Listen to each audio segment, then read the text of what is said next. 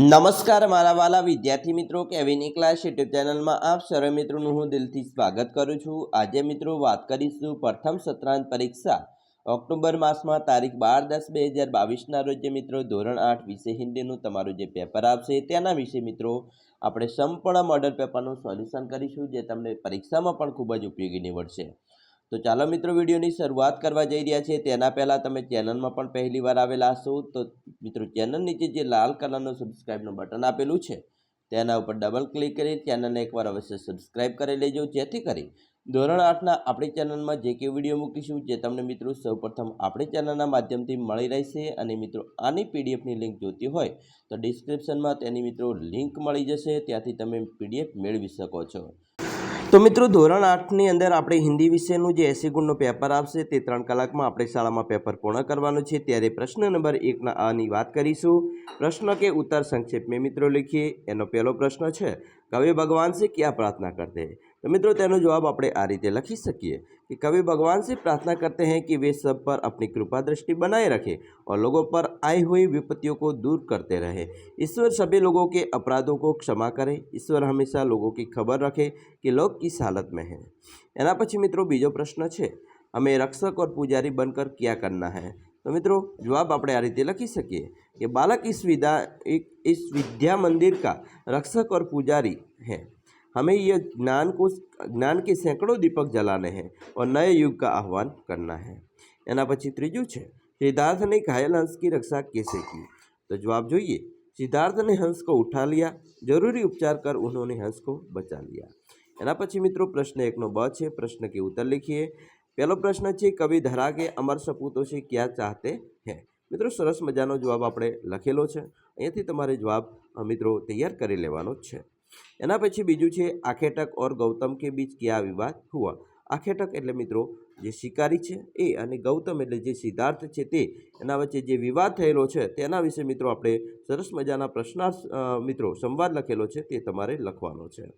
हवे मित्रों प्रश्न 2नो अ है, सही विकल्प चुनकर प्रश्नों के उत्तर लिखिए। जेमा पहलू है, सुनीता विलियम की जीवन से उजागर होने वाला मूल्य कौन सा नहीं है? तो नहीं है ऐसा किया है तो उसमें आपसे पशु प्रेम, बाकी साहसी, देश प्रेम और वैज्ञानिक दृष्टिकोण उसमें है। बीजू है, ईदगाह इकाई का साहित्य प्रकार कौन सा है? तो मित्रों ईदगाह कहाँ इकाई है उसका साहित्य प्रकार कहानी है। प्रश्न 3नो ब है, यानी अंदर मित्रों प्रश्न के उत्तर संक्षेप में लिखिए। एक गांव में सभी लोग क्यों खुश हैं? तो सरस मजानो जवाब मित्रों ये लखी सको छो। बीजू है, अंतरिक्ष यात्रा में किस प्रकार की मुश्किलों आती है? एना विषे मित्रों सरस मजानो प्रश्न लखेलो है। चौथो है, दुष्यंत भारत के किन गुणों को देखकर आनंदित हो रहे हैं? तो अहींयाथी मित्रों आपणे जवाब लखी सकीए छीए। हवे बात करीशुं मित्रों अहींया आपणे जे प्रश्न है तेनी अंदर तमने एक आपेलुं छे जे गद्यखंड। चालो गद्यखंड पहलो जोईए पछी प्रश्न जोईए।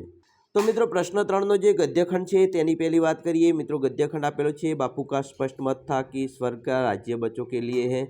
बच्चों की सेवा उसमें कोई प्रवेश नहीं कर पाता क्योंकि बच्चे निर्दोष हुआ करते हैं। तो मित्रों अहींया तमने गद्यखंड आपेलो छे, आ गद्यखंड आपणे पहलो वांचવો પડે त्यारे पछी समझवो पड़े अने वांच्या समझ्या पछी मित्रों तमने प्रश्नना जवाब नीचे आपेला छे ए जवाबो लखवाना छे। आपणे मित्रों वांचता नथी त्यारे डायरेक्ट तमने जवाब उपर लई जईए छीए। तो चालो आपणे जवाब जोई लईशुं। तो मित्रों प्रश्न पहलो है, बापू की दृष्टि से क्या करना सबसे बड़ा पाप है? तो अहींया मित्रों है बच्चों को पीटना। बीजू है, बच्चों के सुधार के लिए बापू कौन सा मार्ग बताते हैं? तो आपसे मित्रों बच्चों के सुधार के लिए बापू ने उन्हें प्रेम स्नेह से समझाने का मार्ग बताते हैं। त्रीजू है, बापू के मतानुसार बच्चे किसके अधिकार है, क्यों? तो मित्रों बापू के मतानुसार बच्चे स्वर्ग के अधिकार हैं। चौथो है, परिच्छेद का उचित शीर्षक दीजिए। तो मित्रों आपसे उचित शीर्षक बच्चों के लिए बापू के विचार। हाँ मित्रों प्रश्न 4 है, ढांचे रूपरेखा के आधार पर कहानी लिखिए। तो अहींया मित्रों तमने आपेला छे मुद्दा। आ मुद्दाना आधारे मित्रों आपणे कहानी लखवानी छे, एनुं शीर्षक आपवानुं छे अने सीख आपवानी छे। चालो मित्रों आ जे कहानी है ये आपणे अहींया लखेली है, अहींथी तमे जोई शको छो अने तमारी कहानी पूछाय तो मित्रों आवी लखी शको छो। तो अहींयाथी सीख पण लखी शको छो कि आखिर सत्य की ही विजय होती है। हवे मित्रों प्रश्न 5 बात करीशुं। प्रश्न नंबर 5 है मित्रों, निम्नलिखित परिच्छेद का गुजराती में अनुवाद कीजिए। मित्रों तमने अहींया फकरो आपेलो छे कि संध्या के समय पेड़ के नीचे पंचायत बैठी। शेख जुमान ने पहले से ही फर्श बिछा रखा था। उन्होंने पान, इलायची आदि का प्रबंध भी किया था। हाँ, वह स्वयं अलगू चौधरी के साथ जरा दूरी पर बैठे। जब पंचायत में कोई आ जाता था तब दबे हुए सलाम से उसका स्वागत करते हैं। तो હવે મિત્રો અહીંયા તમને આપેલો છે હિન્દીમાં, એનો મિત્રો આપણે ગુજરાતીમાં અહીંયા ભાષાંતર કરવાનું છે કે સાંજના સમયમાં વૃક્ષના નીચે પંચાયત બેઠી। શેખ ઝુમને પહેલેથી જ શેતરંજી પાથરીને રાખી હતી। તેઓએ પાન, એલાયચી વગેરે પ્રબંધ પણ કર્યો હતો। હા, તે પોતે અલગુ ચૌધરીની સાથે થોડેક દૂર બેઠો। જ્યારે પંચાયતમાં કોઈ આવી જતું હતું ત્યારે હળવેથી સલામ કરીને તેનું સ્વાગત કરતા હતા। હવે વાત કરીશું પ્રશ્ન 6 મિત્રો, અપૂર્ણ કહાની પૂર્ણ कीजिए। મિત્રો તમને એક કહાની આપેલી છે, કહાની હશે પણ અધૂરી હશે। અધૂરી છે એ કહાની તમારે આજે આગળના જે મુદ્દાઓ છે એ મુદ્દાના આધારે મિત્રો નવી કહાની બનાવવાની છે તમારી રીતે। તો એ મિત્રો સરસ મજાની કહાની તમારે બનાવવાની રહેશે। એના પછી મિત્રો વાત કરીશું બીજો પ્રશ્ન છે આગળ। પ્રશ્ન મિત્રો આપણે જોઈશું હવે સાતની અંદર सूचना अनुसार उत्तर लिखिए, જેની અંદર अ છે, दिए गए शब्दों को समानार्थी शब्द लेकर देकर उसका वाक्य में प्रयोग कीजिए। જેમાં પહેલું છે નિગોડી।